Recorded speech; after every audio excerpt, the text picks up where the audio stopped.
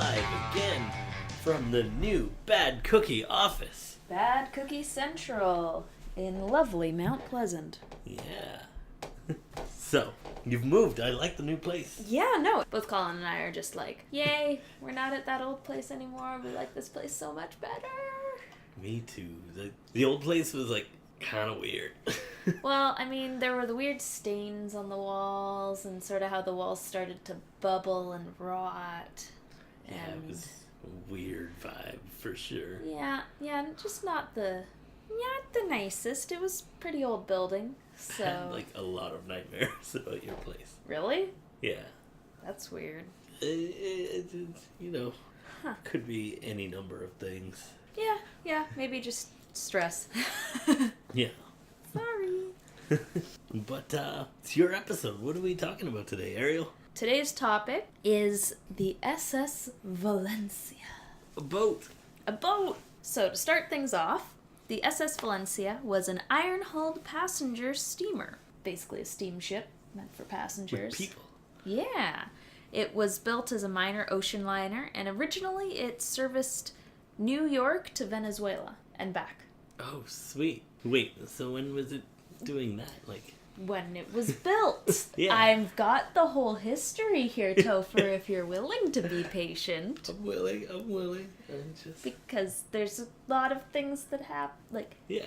Yeah. So it was built in 1882, and the, company who built it were William Cramp and Sons. And this boat had a sister ship called the Caracas, which it was born the year after. So Caracas, I think that's how you say it, was built in 1881, Valencia, 1882. Caracas. Yeah. Sounds like a Lovecraft ship. No, Caracas, I think that's just a Spanish place. Yeah. Just like Valencia.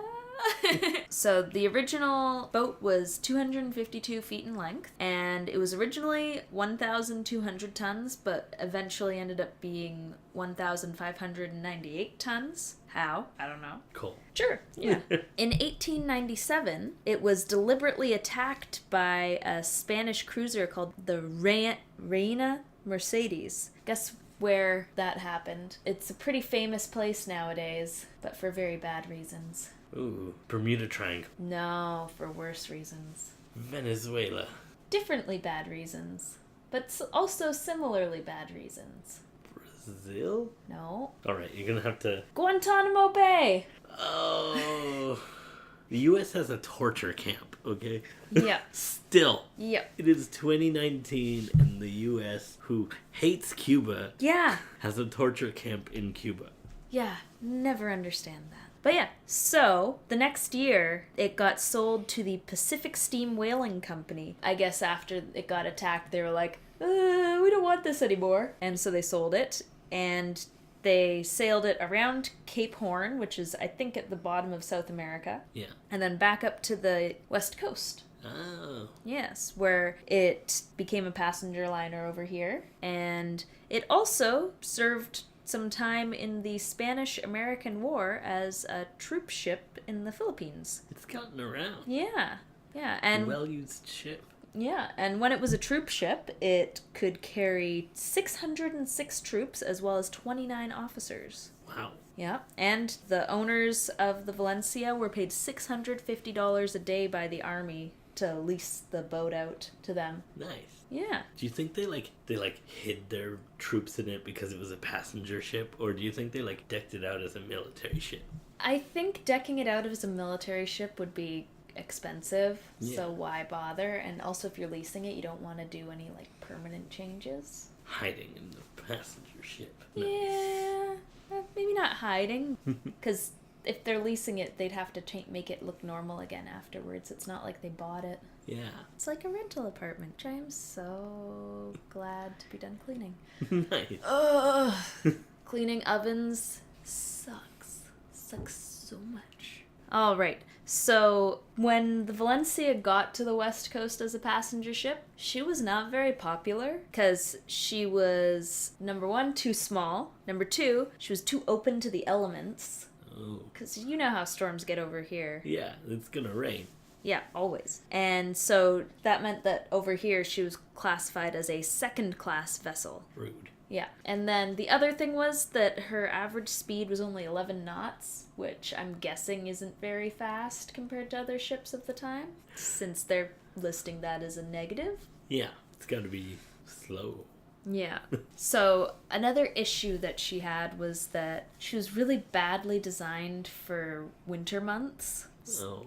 Yeah. Her bow was 100 feet, and it reduced the visibility from her bridge. And then the noise of the waves crashing along her bow would interfere with all the communication between the crew members, so they couldn't really hear themselves and adequately get information, and then all sorts of bad stuff happens when you can't hear each other, as we will see. Oh no. So that meant that during the winter time, she was only used as a backup vessel and stayed docked in San Francisco most of the time. I see. Just only out on occasions when she's needed and kind of sent away. Yep, pretty much. That's so sad. Oh, but she was like used regularly during the summer and stuff. Yeah. It was just during the winter. You know, like Persephone getting locked up in Hades. Yeah. Or, yeah, Hades. The underworld. Yeah. I know that in Norse mythology, Hela has hell. I'm just not sure if Hades has Hades or if it's... I feel like it doesn't matter. No, it doesn't matter, because in 1901, the purser of the Valencia was arrested for selling tickets at a higher price than what they actually were, and then embezzling the money, like the profit between what the actual price was and what he was selling them for. Oh. So he claimed that the rest of the crew was in on it, and at the same time as this was happening, it was discovered that they had been carrying more passengers than the permits allowed, so the owners of the Valencia were fined $9,000. Oh, man. You guys. Yeah. So after that, she got sold to the Pacific Coast Steamship Company. Dude, it sounds kind of familiar. I've never heard of it before, but I mean, it's a very generic name. Yeah. Maybe that steamship that we went past in Portland, that is a museum now, was owned by it? It was a beautiful ship. I wish we got on there. It was closed. Yeah.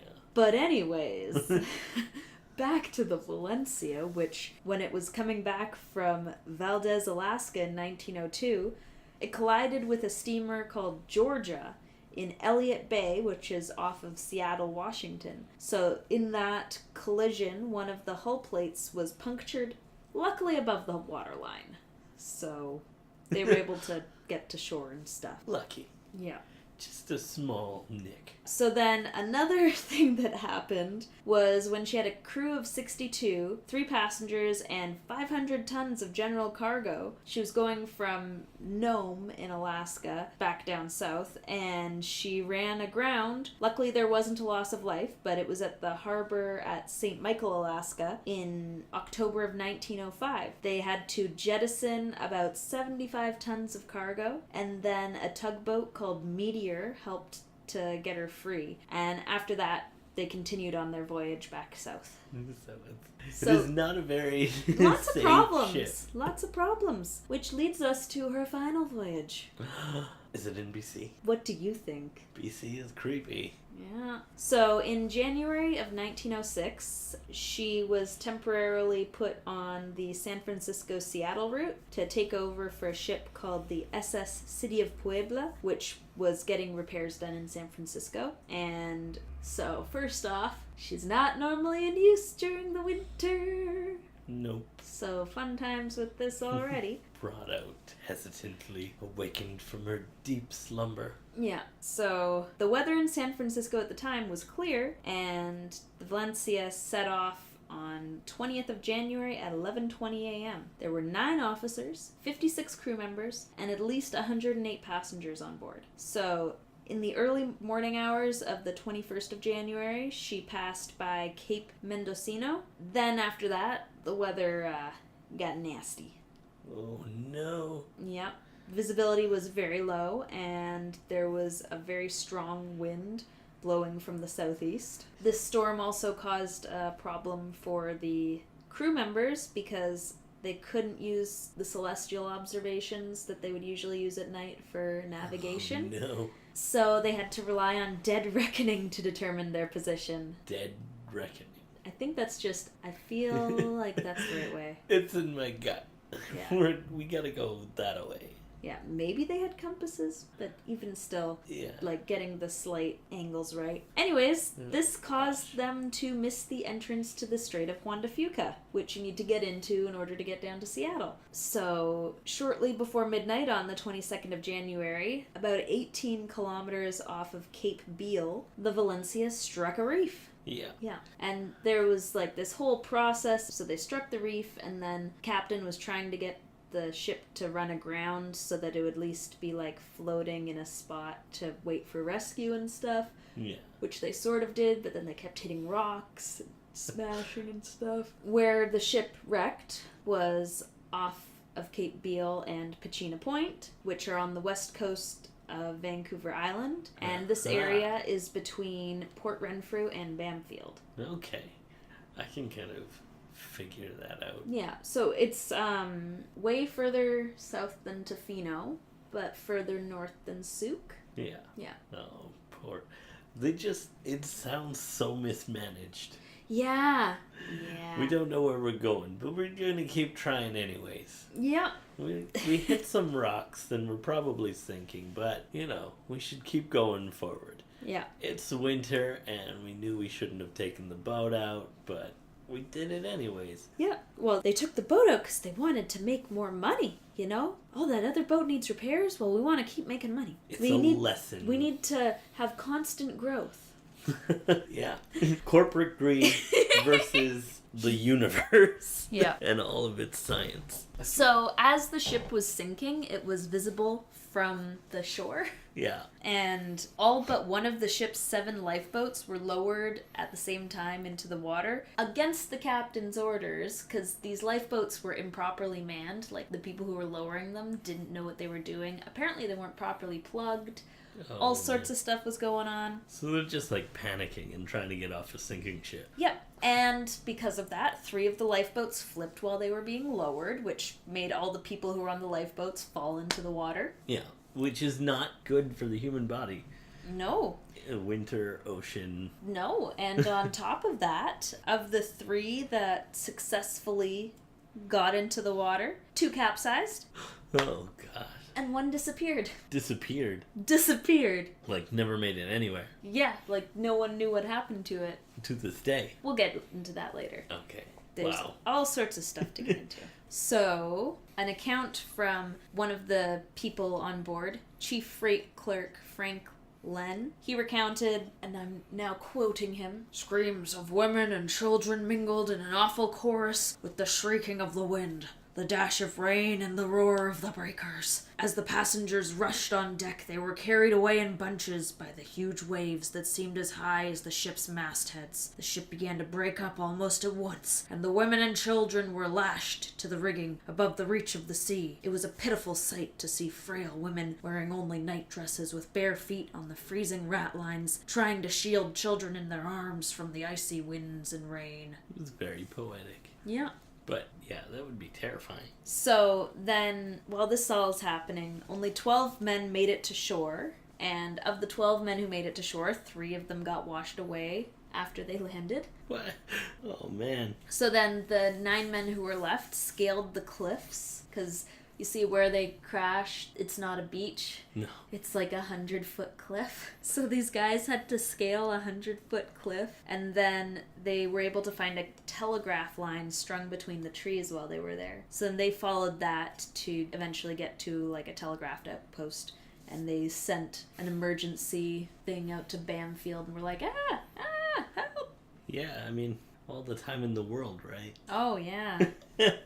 Yeah. So there are like many different estimates for the death toll, and they range from 117 to as many as 181. But one thing that is known is that the sinking of the ship killed all the women and children who had been aboard. Gosh, that's... oh. Yeah. So that's not a fun or good thing. Bad publicity. Mm-hmm. So during this time, there were a few ships who came out to try and help with the rescue effort. This included the ship SS City of Topeka, which was only able to pick up 37 people of the 157 that had boarded the Valencia. The reason why there's some discrepancies even between the number of people that were on board and the number that died is because children under a certain age weren't counted. Oh.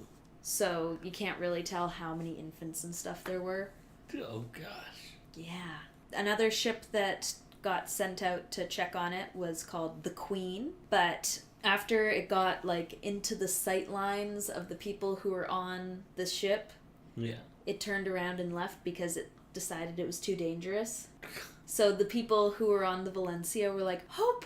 It's gonna rescue us! Where's it going? No! Thanks, the Queen. A lot of good you did. Yeah. And then another ship called the Tsar came even closer to the wreck of the Valencia than the Queen did. But every single crew member on that ship claims that they couldn't see any survivors, so they also left. Bet you there was some. Yeah. I mean, there probably were some, but the thing is, like, it's not safe to do it. Well, they weren't even worried about safety. They, like, legitimately thought they couldn't see anyone. Yeah. Just an abandoned ship. Well, not even an abandoned ship, because the ship, like, eventually started falling apart and everything, too. So there were, like, people holding on to... Basically, think the Titanic. Yeah. You know, rows on the piece of wreckage. Yeah. Yeah, so that's the kind of scene this was. This has actually been called the Titanic of British Columbia. So... It's very appropriate. Yeah. So, now we're starting to get into some real spook stuff. Yay. So, as the SS City of Topeka headed back towards Seattle, they met an outward bound ship. They decided they'd slow down to tell the ship about the wreck, and then the black smoke from the stacks of the Topeka settled on the water in a dense cloud, and as it broke up, the people on the ship were horrified to see a familiar shape of a steamship. It was the Valencia. So the SS Valencia is now known as what's called a phantom ship. Just like doesn't need its own physical ship. It's got its own spiritual ship. Yeah. That's cool. Sort of. Basically, it's just a ghost ship that people see out at sea. It's just strange to think of, like, it's an inanimate object and now it's a ghost, like it's got its own soul. Yeah, well, I mean, also the ghosts of the people that are on it, too. Because let me keep going, because there's more. Yeah. There's more. In 1910, the Seattle Times and some other newspapers reported that mariners claimed to have seen a phantom ship resembling the Valencia on the rocks in the vicinity of Pachena Point. Yeah. So, many people seeing this ship, not just the Topeka. And also the Topeka, that was literally right after it had crashed and died. So that's especially spooky. Another creepy thing that happened was that some First Nations were exploring the caves in Pachena Bay, and they reported finding a lifeboat with 8 skeletons in it inside of a large cave. Oh, man. Thing is, though, no one knows how the boat would have gotten in there because there's a very large boulder blocking the entrance. Yeah. So, because of that, as well as all the dangerous waters that are at the cave's entrance, no one's been able to go in and remove this boat. Oh. So who knows where that came from, but a boat full of skeletons. Just a really dark curse. Yeah. So another thing that, this isn't a spooky thing, but something good that did come from this is this disaster caused the Canadian government to build an additional lighthouse along the coast at Pachena Point in 1907. Yeah, useful. Yeah, if you've got a reef that's murdering ships. Light it up. Yeah. Don't come here. Yeah, exactly. There's a legend that states fishermen in the area have reported seeing lifeboats moving across the water that are all manned by skeletons. Cool. It all just makes me think of, like, Pirates of the Caribbean. I know. Dun dun dun dun dun dun dun dun dun dun dun dun dun dun dun dun dun dun dun. And then I start getting it confused with the Skyrim music, and they blend together, so I'm not going to keep going. Peace. Yeah. So there are some people who believe that the ship went off course because of a silent zone in the Juan de Fuca Strait, because there's a lighthouse on this island in Washington state called Tatoosh Island, and it had a foghorn that the boat should have heard from that distance. But this is kind of dispelled because one of the investigations that was done after the ship crashed was able to find that the horn wasn't sounding that night because where the fog wasn't close enough to shore for them to notice it. So they didn't bother having a foghorn because they didn't realize there was fog. Okay. Yeah. And in 1933, Valencia's lifeboat number 5 was found drifting in Barkley Sound. So this is 27 years after the horrific incident, and it was still in really good condition considering that. It was like exposed to the elements for all those years. And so part of the lifeboat that has the name Valencia on it is now on display at the Maritime Museum of British Columbia in Victoria. I've been there. It's really cool there, actually. If I've ever been there, I don't remember because I would have been small. It's downtown. I know where it is. Got an old, like, it's in Bastion elevator. Square, isn't it? Yeah. Yeah. And at the top is like a courthouse. I bought a hat there. It was really great. Sometimes I forget that you're explaining things to listeners, and I'm just like, I know what this thing is. Just be quiet. So I realize I've cut you off a lot over this podcast, just being like, I know what it is. Quiet. Victoria's cool, and you should go there if you haven't been. Yes. So it's a remote location along the Pacific Rim National Park Reserve. The remains of the wreck, they've pretty much been left untouched over 100 years. That's shocking. Yeah, because it's dangerous to go in the water there, and... So not even, like, scuba divers? Yeah. Like, I mean, I'm sure some people go, but... Thrill seekers. Yeah, well, I'm actually going to get into a little bit about people who do go. So, another good thing that came about from this was that the overgrown and poorly maintained telegraph route that those 9 men traversed to try and find people to tell what happened to get help, it was transformed into a trail for shipwrecked mariners. And they even built wooden shelters at suitable intervals, so that way if a ship ever crashed and people wound up on shore, they'd be able to save themselves. A ladder up the cliff, maybe? I don't know about that part, because that would tempt people to go down the cliff to the waters. Should be bad. Yeah, but you might have heard of what it's now known as today. What is it? The West Coast Trail. Oh, they were looking for that girl there. Yeah. Yeah. Emma Phillipoff? Yeah. Yeah. So the West Coast Trail exists partially because of this disaster. And so it's been, like, very much improved, well-maintained, and it's used for recreation and historical purposes by Parks Canada. And so, yeah, it's a part of the Pacific Rim National Park Reserve. The 100-foot cliffs that are above where the ship went down are now named the Valencia Bluffs, and if you go there from the top of the cliffs, you can see the wreckage of the Valencia, which is now a protected artifact, and it's sitting on the rocks in 4 fathoms of water, rusting away. Ugh. So you can actually go and see it without being a thrill seeker and going underwater and dying. Yeah. So you can see it safely from the tops of the cliffs. That being said, I was reading, one of the things said it's for experienced hikers only, so don't go down there if you're not prepared and an experienced hiker. Probably basically. like a couple of days hike, right? Oh yeah, well the West Coast Trail, like, people do that and camp along the way. It's like a several day journey. But, I mean, what you can also do is there's plenty of places that you can, like, park, and there's an entrance, and then you can just do part of it. Like, I'm pretty sure I've probably hiked parts of it with my dad before. It sounds fun. Yeah. I wouldn't want to disappear kind of way. Well, that's why you tell people where you're going, what your itinerary is, you go with other people. Yeah. You know, there's a lot of things that you can do when hiking to keep yourself safe. Yeah. Anywho, so, sources time. Nice. First source, Wikipedia. It actually had tons of information. I was surprised. Wikipedia, it's a mixed bag. Yeah. Some things it likes, some things it doesn't. This it does like. Another source was seeksghosts.blogspot.com. I also had atlasobscura.com, historylink.org, and then I also got some information from The Haunting of Vancouver Island by Shannon Sin. That book is a masterpiece. Just absolutely Treasure useful. trove. Yeah. Yeah.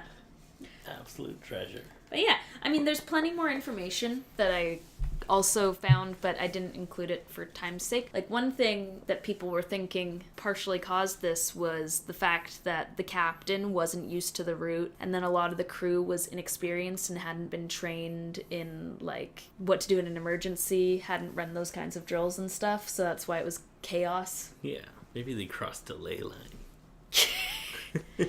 Maybe the Illuminati murdered some people and captured their ghosts and sent them after them. Who knows? Yeah. Anyways, so that was the wreckage of the SS Valencia. I love that. That was great.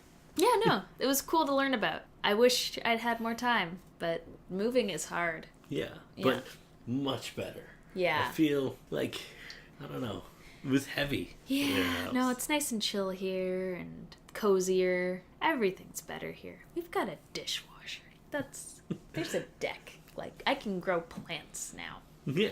Yeah. Your cat seems a lot calmer. Mm-hmm. Yeah, no. He's got new hiding places, although sometimes we can't find him. So that's awkward. But he shows up eventually. You're his source of food, so. True. Now, before we sign off, I think we can now talk about, because other people are announcing it. Yeah. So I think we can announce it now. We're in Badass. Yeah. With three films and a script. And Badass is like favorite festival. So much fun. At least Vancouver-wise. Yeah. Yeah. So, Nepenthes will be playing. The Devil and I will be playing. And Parlor Tricks, actually. Yeah. And my script clout is now a semi-finalist, so we'll see how far it goes. But Badass 3 days this year, right? Yeah, 3 days of films and I think it's at the fun. Rio and VIF. First 2 days at VIF, third day at the Rio, and I think it's from the 29th to the 31st of March. So you should come, see our films. Say hi to us. Like, we love it when people say hi to us. Yeah, and so that is our where we'll be, what we're up to announcement. Yeah. That we were hinting at last time. It was sad that we couldn't tell last time, and we didn't. It's like, well, we were just being careful, but other people have been saying it and not getting in trouble, so now we can say it. Yeah. Yeah. The bad cookie combo. Sort of. It's gonna be split up. I know. Over 2 days, I think. Yeah, but qualify for more awards that way. Yeah. So yeah, there's that. And then, of course, the usual stuff. If you want to support us, Patreon is the best way because we're saving up to get a mic that we can use in the field so we could do more exciting episodes abroad. We want to go out and explore the province. Yeah, without having to make sure that 3 people's schedules line up instead of just 2. The less people, the easier it is to schedule. Yeah. Yeah, so there's that. Which, for Patreon, look up Bad Cookie Pictures, because we don't have a specific one for BC It's Creepy. It supports all of our Bad Cookie endeavors, not just this podcast. And we have tons. It's a really diverse amount of things that we do. We're not just podcasters, we're not just filmmakers, we're not just VR experience creators. We're doing all sorts of stuff. Another way that you can help us out is... you're listening to this podcast. Why don't you subscribe if you like it? Hey, if you love it, rate and review. All those things really help us out. And if you don't like it, why are you still listening? We're episode 35 now, and probably about 30 minutes in. Yeah, no. You've probably turned it off by now if you don't like us. Or you just really hate us. Yeah. I hate watch some stuff, so it makes sense that there'd be people who hate listen. But yeah, if you want to find us on the social medias, just look up Bad Cookie Pictures. We're on pretty much everything. Except Snapchat. It probably wouldn't be that much fun anyway. No. I'm not hip enough for that stuff. I'm not up with the kids or whatever. Honestly, I just send selfies to my friends. That's it. I don't think you guys very much so. I don't think you guys would enjoy my selfies as much as they do. Yeah. So also, if you want to follow us individually, I'm at Hanson's Horror for all that kind of stuff. And I'm Sneezing Wolf. I'm on Instagram. That's it. Don't look elsewhere. No. Scary things will happen if you do. Yeah. Ooh. But yeah, that kind of wraps it up for today. Yeah. So I guess until next week. stay creepy.